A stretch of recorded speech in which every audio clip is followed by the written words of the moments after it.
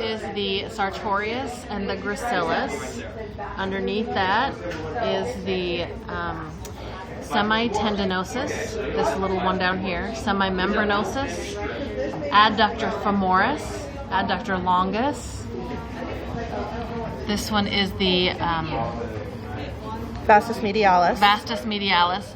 This one here is the vastus lateralis, and underneath it is the Rectus femoris. rectus femoris. Down here, we've got the gastrocnemius, and we've got the flexor digitorum longus, the anterior Tibialis anterior. From this side, we've got the extensor digitorum longus, we've got the peroneus, we've got the soleus, and we've got the gastrocnemius.